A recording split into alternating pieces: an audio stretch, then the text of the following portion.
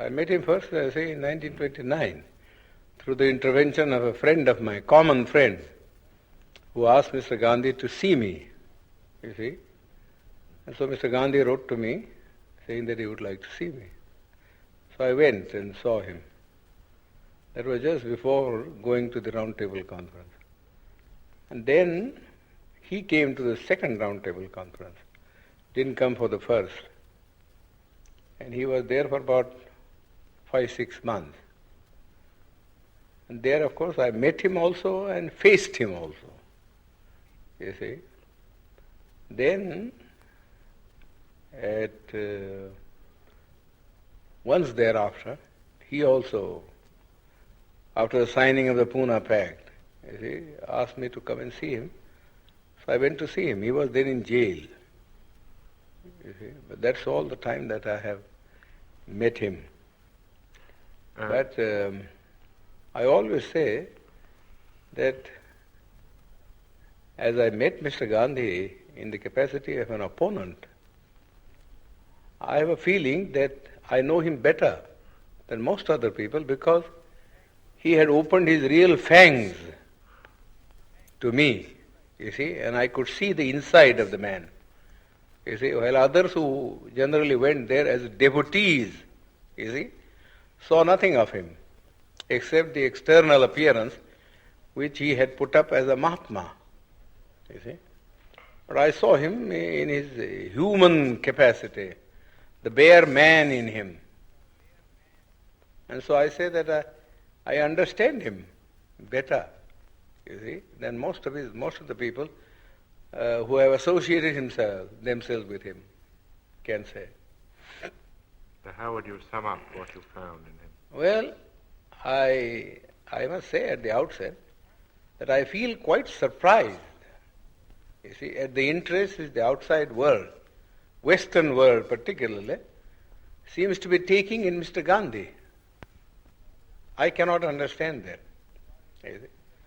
So far as India is concerned, he was, in my judgment, you see, an episode in the history of India. Never an epoch maker. Gandhi has already vanished from the memory of the people in this country. His memory is kept up because the Congress party annually, you see, gives a holiday either on his birthday or some other day connected with some event in his life, and has a celebration every year going on for 7 days in a week. Naturally, people's memory is revived. But if these artificial respirations were not given, I think Gandhi would be long, long forgotten. You don't feel then that he fundamentally changed the aspect of Not at all. Not at all. In fact, he was all the time double dealing. He conducted 2 papers, one in English, the Harijan, you see, and before that, Young India. And in Gujarati, he conducted another paper, you see, which is called the Deen Bandhu or something like that. Now, if you read the 2 papers, you will see how Mr. Gandhi was deceiving the people. In the English paper, he posed himself as an opponent of the caste system and of untouchability, you see, and that he was a Democrat. But if you read his Gujarati magazine, you see, you will see him a more orthodox man. He has been supporting the caste system, the Varnashram Dharma, and all the orthodox dogmas, you see, which has kept India down, you see, all through ages. In fact, somebody ought to write Mr. Gandhi's biography by making a comparative study of the statements made by Mr. Gandhi in his Harijan and the statements made by Mr. Gandhi in this Gujarati paper. There are 7 volumes of it. You see? The people, the Western world only reads, you see, the English paper where Mr. Gandhi, in order to keep himself, you see, in the esteem of the Western people who believe in democracy, was advocating democratic ideals, you see. But you got to see also what he actually taught to the people. in his vernacular paper. Nobody seems to have made any reference. All the biographies that have been written of him, you see, are based upon his Harijan, you see, and the young India, but not upon the Gujarati writings of Mr. Gandhi. Then what were his real intentions with regard to the scheduled castes in the structure? Well, he only wanted, you see, there are two things about the scheduled caste. We want untouchability to be abolished, you see, but we also want, you see, that we must be given equal opportunities, you see, so that we may rise to the level of the other classes. Mere washing off of untouchability is of no consequence. We have been carrying on with untouchability for the last 2,000 years. Nobody has bothered about it, you see. Nobody has bothered about it. Yes, there are some disabilities which are very harmful. For instance, people can't take water, and people can't have land, you see, to cultivate and earn their livelihood. But the other things which are far more important, you see, namely that they should have the same status, you see, in the country, and that they should have the opportunity to hold high offices, so that not only their dignity will rise, but also they will get what I call strategic positions from which they could protect their own people. Mr. Gandhi was totally opposed. Totally opposed. You see? He was content with things like temple entry. Temple entry, that was all the thing that he wanted to do. You see? You see? Which is nobody cares for Hindu temples now. The untouchables have become, you see, so conscious of the fact that temple going is of no consequence at all. You see? You live in the untouchable quarters, just the same, whether you went into the temple or whether you did not go into the temple. You see? People, just as for instance, people at one time would not allow the untouchables to travel by railways, you see, because of pollution, you see. But now they don't mind, because the railways won't make any separate arrangement. But because they travel together in the train, it doesn't follow, you see, that their life in the villages vis-a-vis the Hindus has in any sense changed, you see. Whenever the Hindu and the untouchable alights at a railway train, you see, they assume their old robes, you see. So you would say Gandhi was an orthodox Hindu? Yes, he was absolutely an orthodox Hindu, you see. He was never a reformer, you see. And he has no dynamics in him, you see. All this talk about untouchability was just for the purpose of making the untouchables drawn into the Congress. That was one thing, you see. And secondly, you see, he wanted that the untouchables should not oppose his movement, you see, of Swaraj. You see, I don't think beyond that he had any real motive of uplift. You see, he wasn't like Garrison in the United States, who fought for the Negroes. And then do you think that political independence would have come without Gandhi? Oh yes, I am sure about it. It might have been in slow degrees, but I personally myself think that if Swaraj had come in slow degrees in India, it would have profited the people better. You see, for each community or each group, you see, which is suffering from many of these disabilities, you see, would have been able to consolidate itself at each stage of the transfer of power from the British. You see, today the whole thing came as a flood.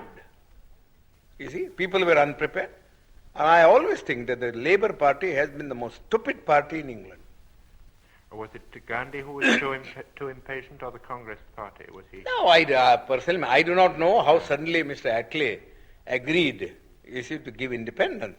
That's a matter of secret which Mr. Attlee one day, I think, will disclose in his autobiography. How he came to do that, you see, because nobody ever expected. You see, such a sudden change of front. Nobody ever expected. It seems to me, from the analysis that I make about it, there are two things which I think led, you see, to the Labour Party to take this decision. One is the national army that was raised by Subhash Chandra Bose. The British had been ruling this country in the firm belief that whatever may happen, you see, in this country, and whatever the politician may do, you see, they will never be able, you see, to change the loyalty of the soldier. That was the one prop on which they were carrying on their administration. Now that thing was completely dashed to pieces, you see, when they found that even the soldier was being seduced, you see, and to form a party or a battalion to blow off the British. Then I think the British came to the conclusion that if they were to rule India, the only basis on which they could rule was the maintenance of the British Army, going back to the year 1857, when the Indian soldier rebelled against the East India Company.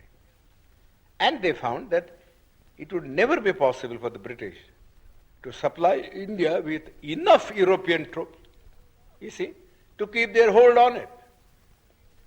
You see, secondly, I myself think, I have no evidence, but I think the British soldier wanted the disbandment of the army immediately, so that they wanted to go to their civil jobs. You see, you know how much indignation there was at this gradual disbandment of the army, because those who were not disbanded felt that those who were disbanded were going to take their jobs. What's going to happen to them? You see? Therefore, they could not, you see, think of having enough of a British army to keep India down. You see? And besides, they had thought, I think, thirdly, that after all, what they gained from India was commerce, and not so much the civil servant salary or the army income. They were small things, and they had better be sacrificed for the sake of keeping something which was much more profitable, namely trade and commerce. Because whether India remained independent or India became, accepted dominion status or something lesser than that, you see, the trade and commerce would go on just the same. I think, personally myself, I have no authority for that, but that is the way the work, the mind of the Labour Party turned. Now, casting your mind back to the Pune attack, the Yoravda attack, yes. Can you remember a little of what Gandhi said to you and what you said to him? Oh, I know it very well. I know it very well. You see, the British government had, in the original award which MacDonald had given, you see, had accepted my suggestion. I said, look here, the Hindus want, you see, that there should be a common electorate, so that there may be no separatist feeling between the scheduled caste and the Hindus. We think that if you have a common electorate, we would be submerged, you see, and the nominees of the scheduled caste who would be elected, who would be really slaves of the Hindus, not independent people. Now, I told Mr. Ramsay MacDonald that this is a sort of a thing, you see, that he might do.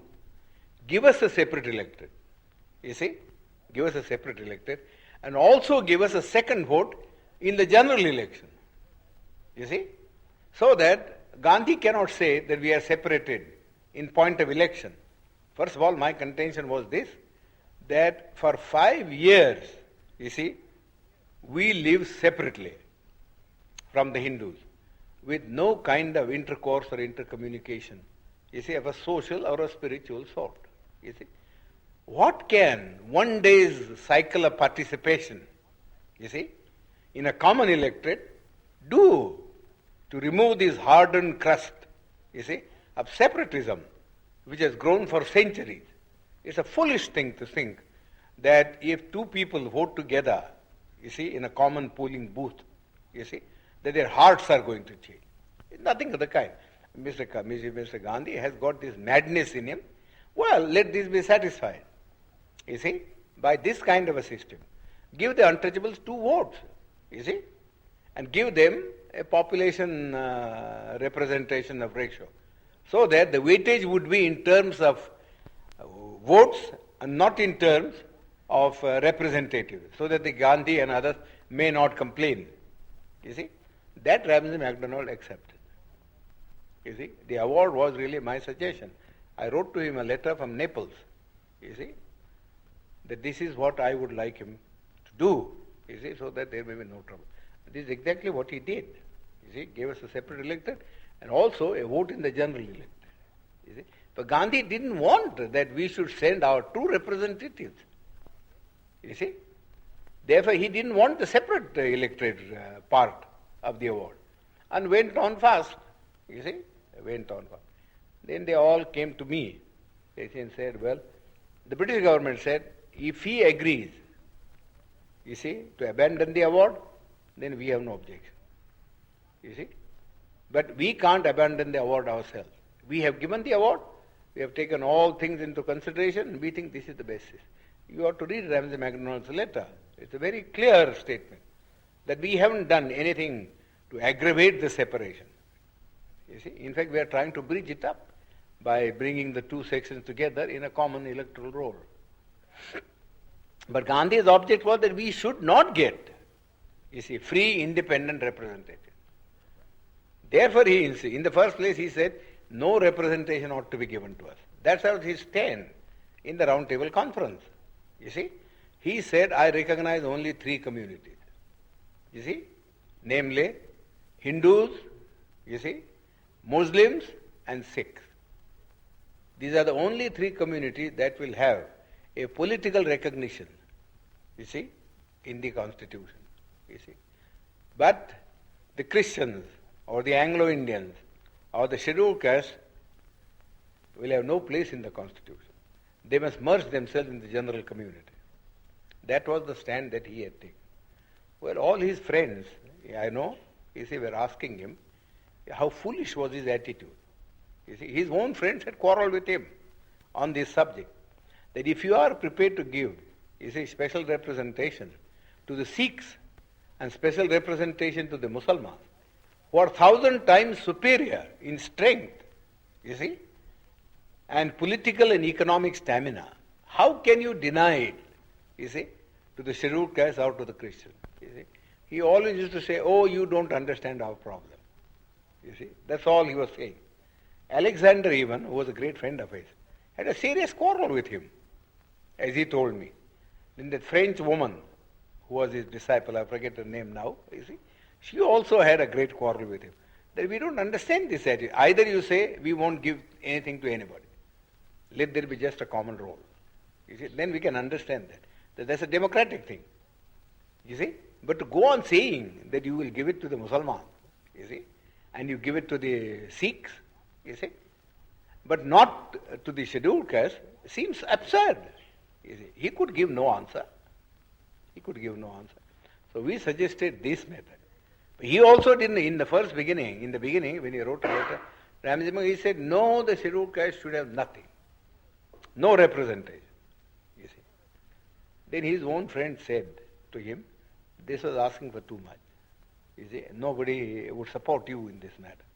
Then Malviya and others came to me and said, well, could you not help us to solve this problem? You see, I said, well, I don't want to solve this problem by sacrificing what we have been able to get from the British Premier. So you went to Pune. As I said, I suggested alternative formula. And that formula was that I am not prepared to give up the separate electorate, but I am prepared, you see, to modify the thing. You see, in this way, namely, that the candidates who would stand in the final election on behalf of the scheduled caste should be first elected by the scheduled caste themselves. Sort of a primary election, you see, and that they should elect 4 people, you see, 4.